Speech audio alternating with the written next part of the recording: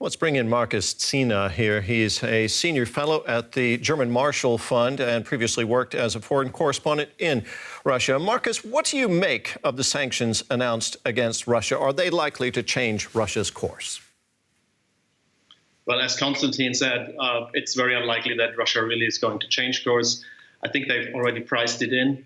On the other hand, we have seen that the sanctions that were imposed after the 2014 annexation of the Crimea and the invasion in eastern Ukraine, I think they kind of were pretty much a surprise to Moscow, because they didn't expect the West to stand as unified as they did. Now, what's really important at this time is, if you look how those sanctions were approved yesterday, there wasn't even a veto when it comes to the EU from Hungary, which always had a different take when it comes to Russia. So at this point, we're seeing a very unified front and a first package of pretty harsh sanctions.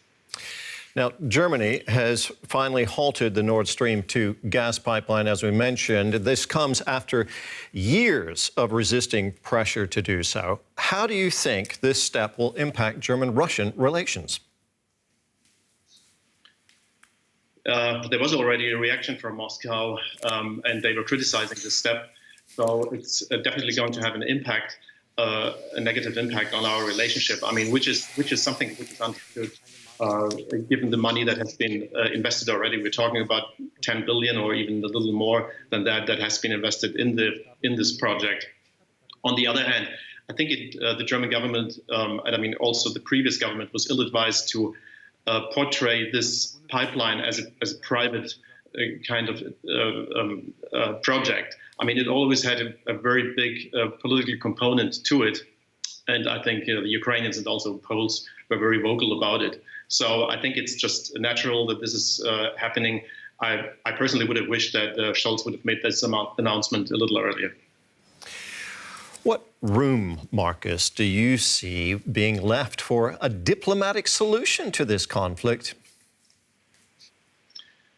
Well, if we see regarding channels between talking channels between Moscow and the Western capitals, this is not really encouraging at this point. We've seen that scheduled meetings between the United States and Russia have been called off at this point. Actually it came to a halt. The whole communication between Russia and the West.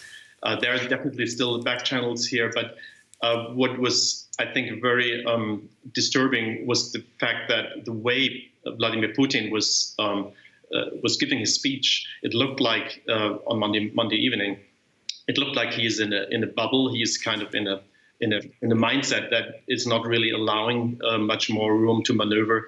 So I'm not really sure whether Moscow is willing to keep on negotiating. Markus Ziener, senior fellow at the German Marshall Fund in Berlin. Thank you very much. Thank you.